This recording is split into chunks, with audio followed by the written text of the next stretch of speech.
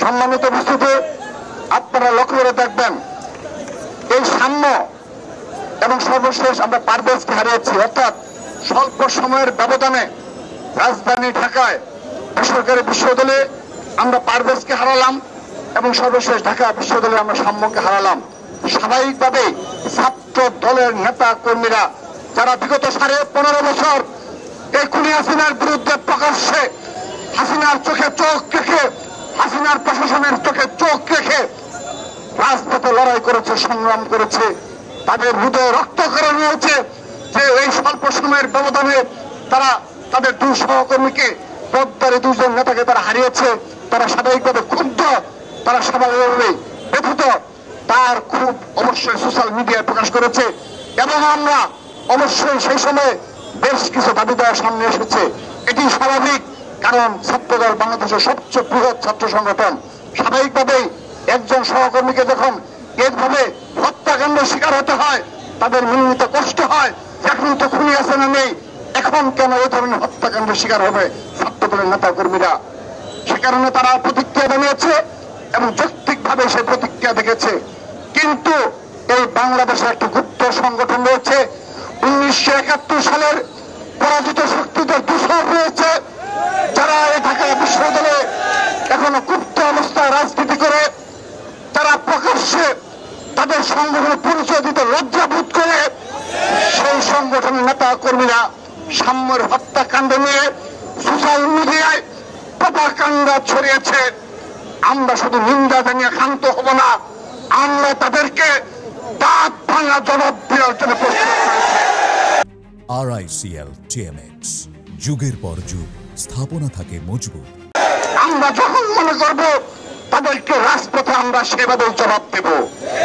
আমরা আমাদের ভাইকে হারিয়েছি, আমাদের স্বাভাবিকভাবে আমাদের নেতা কর্মীরা ক্ষুব্ধ থাকবে। আপনারা লক্ষ্য করে দেখবেন তারা কতটা হিংস্র, তারা কতটা মনুষ্যত্বহীন, সেই প্রমাণ তারা সোশ্যাল মিডিয়ায় দিয়েছে। তারা ইতিমধ্যে 3 জনকে গ্রেপ্তার করা হয়েছে বলে আমাদের জানানো হয়েছে। যদিও আমরা এই বিষয়ে স্পষ্ট বক্তব্য রাখছি না, কারণ বিশ্ববিদ্যালয় প্রশাসন আনুষ্ঠানিকভাবে আমাদের অবহিত করেনি যে এই 3 জনই সত্যিকার অর্থে সাম্যের খুনি এবং সেই হত্যাকাণ্ডের সাথে পুরোপুরি জড়িত, আমাদেরকে তারা স্পষ্ট করেনি। সে কারণে আমরা এই বিষয়ে পরবর্তীতে আরো বেশি স্পষ্ট বক্তব্য রাখবো। কিন্তু আপনারা লক্ষ্য করে দেখবেন এই গুপ্ত সংগঠনের নেতাকর্মীরা যারা ঢাকা বিশ্ববিদ্যালয়ের স্টুডেন্ট না, তারা কেউ টেকনাফ, তেতুলিয়া কিংবা বাংলাদেশের বিভিন্ন প্রান্তে অবস্থান করছে, যাদের ছাত্রদের সম্পর্কে কোনো ধারণা নেই, যারা 15.5 বছরে একদিন রাজপথের নামার কোনো রেকর্ড নেই, তারা সোশ্যাল মিডিয়ায় প্রপাগান্ডা ছড়ায়। সম্রাট নামে যে একজনকে গ্রেপ্তার করা হয়েছে, সে নাকি শ্রমিক দলের সাংগঠনিক সম্পাদক। সেজন্য প্রিয় ভাইয়েরা, আজকে এখানে আমরা উপস্থিত করেছি সেই সম্রাটকে, যিনি এই মাদারীপুরের ডাসার উপজেলার যে শ্রমিক দলের সাংগঠনিক সম্পাদক, যাকে পরিচয় দেওয়া হয়েছে এই শিবিরের নেতা কর্মীরা, যারা 71 সালে পরাজিত শক্তি, তাদের নেতা কর্মীরা যারা সম্রাট সাংগঠনিক সম্পাদক। হ্যাঁ, এই সম্রাট সাংগঠনিক সম্পাদক, সেই সম্রাটকে আমরা আপনাদের সামনে উপস্থিত করেছি। এই সেই সম্রাট যার সোশ্যাল মিডিয়াতে আপনারা দেখবেন শত শত কর্মসূচির, যারা খুনি হাসিনার বিরুদ্ধে লড়াই সংগ্রামের, যার অনেকগুলো ফুটেজ রয়েছে। সেই সম্রাট সাংগঠনিক সম্পাদক একই এলাকায় বাড়ি হওয়ার কারণে তারা কতটা দুষ্ট প্রকৃতির ছাত্র সংগঠন হলে তারা এই খুঁজে বের করে সেই সম্রাটকে ওই সম্রাট বলে চালিয়ে দেওয়ার মানসিকতা রাখে।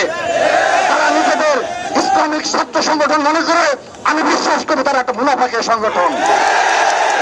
তার প্রমাণ আবারও সাম্য হত্যার মাধ্যমে এবং সম্রাটকে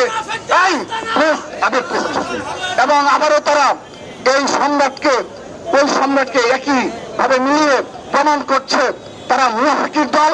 এবং সেই কারণে 1990 সালে সকল সংগঠন, সকল ছাত্র সংগঠন মিলে তাদের বিরুদ্ধে নিষিদ্ধের পক্ষে অবস্থান গ্রহণ করেছিল। তাদের চরিত্রের কারণে, তাদের মুনাফিক এবং বিচারিতার কারণে 1990 সালে সকল ছাত্র সংগঠন এক এবং ঐক্যবদ্ধভাবে তাদের নিষিদ্ধের পক্ষে অবস্থান গ্রহণ করেছিল। সেই অবস্থান আজ অবধি রয়েছে।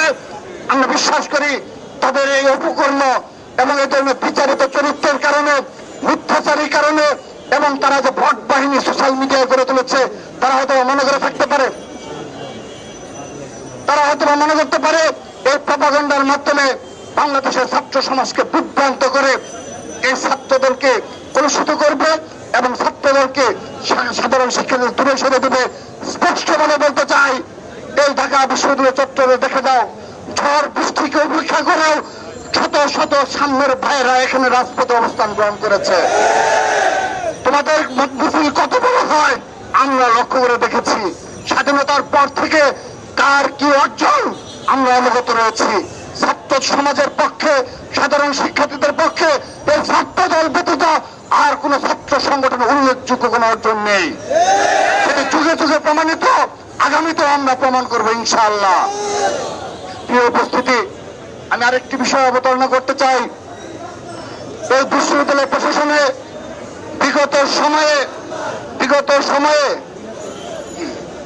বিগত সময়ে জুলাই আগস্টের পরবর্তী বাস্তবতায় সাধারণ শিক্ষার্থীদের প্রধান দাবি ছিল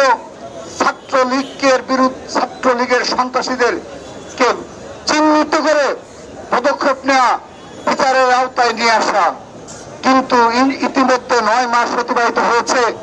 আমরা দেখতে পাচ্ছি বিশ্ববিদ্যালয়ের প্রশাসনে যারা রয়েছে, সম্মানিত ভিসি স্যার, প্রক্টর স্যার, তাদের সামান্যতম এ বিষয়ে কোনো পদক্ষেপ আমরা লক্ষ্য করি না এবং সদিচ্ছা রয়েছে কিনা আমরা সন্দেহ পোষণ করছি। সেই সাথে এই ঢাকা বিশ্ববিদ্যালয়ের নিজ দলের শিক্ষকরা রয়েছে, তারা বিভিন্ন সময়ে সরাসরি খুনি হাসিনার পৃষ্ঠপোষকতা করেছে এবং বাংলাদেশকে একটা ফ্যাসিস্ট রাষ্ট্রে পরিণত করার জন্য তারা তাদের অনেক বেশি দায় রয়েছে। সেই একজন শিক্ষকের বিরুদ্ধে আজকের দিন পর্যন্ত ঢাকা বিশ্ববিদ্যালয় প্রশাসন কিংবা বাংলাদেশের কোন বিশ্ববিদ্যালয় প্রশাসন ব্যবস্থা নেয়নি। আমরা লক্ষ্য করছি সেই ছাত্রলীগের সন্ত্রাসীরা হয়তোবা কতিপয় যারা শীর্ষ সন্ত্রাসী তারা হয়তোবা পালিয়ে গেছে, তারা অনেকে লুকিয়ে আছে ঢাকার বিভিন্ন অলিগলিতে লুকিয়ে আছে।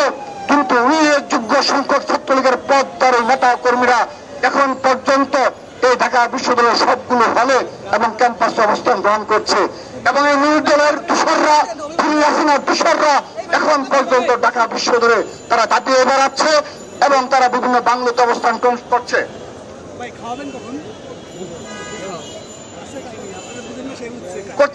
কিন্তু আজকের দিন পর্যন্ত আমরা দেখেছি ঢাকা বিশ্ববিদ্যালয় প্রশাসন একজন শিক্ষককে নিয়ে তারা কোনো ব্যবস্থা গ্রহণ করার সাহস রাখে না। আমরা দেখেছি যে বাংলাদেশের যে বর্তমানে যে সরকার ক্ষমতা রয়েছে তারা কত বড় দুর্বল সরকার। এই ঢাকা শহরে আনাচে কানাচে চিন্তাই হচ্ছে, চুরি, রাহাজানি এবং হত্যাকাণ্ডের ঘটনা ঘটছে, কিন্তু সেখানে প্রশাসন নির্বিকার, তাদের নিয়ন্ত্রণ নেই। ঠিক একইভাবে ঢাকা বিশ্ববিদ্যালয়ের প্রশাসনের আদৌ এই ছাত্রলীগের বিচার করার ক্ষমতা রয়েছে কিনা আমরা বারবার সন্দেহ পোষণ করছি। আমরা তাদেরকে বলতে চাই, সাম্য হত্যার বিচার এবং নিরাপদ ক্যাম্পাসের যে দাবি রয়েছে সেই নিরাপদ ক্যাম্পাসের দাবি তারা পূরণ করবে, শিক্ষার্থীদের দাবি পূরণ করবে এবং ছাত্রলীগের বিচারের দৃশ্যমান পদক্ষেপ গ্রহণ করবে। আমরা অচিরে আজকের এই কর্মসূচি ঘোষণা করছি, সাম্য হত্যার বিচারের দাবিতে যেভাবে আমরা রাজপথে থাকবো, যেভাবে নিরাপদ ক্যাম্পাসের দাবিতে আমরা রাজপথে থাকবো, ঠিক একইভাবে পুরো ছাত্র দলের নেতা কর্মীরা বলতে চায় খুব দ্রুততম সময়ে সারা বাংলাদেশে এই ছাত্রলীগের বিচারের দাবিতে আবারও মার্চ ফর জাস্টিস কর্মসূচি পালন করবো আমরা।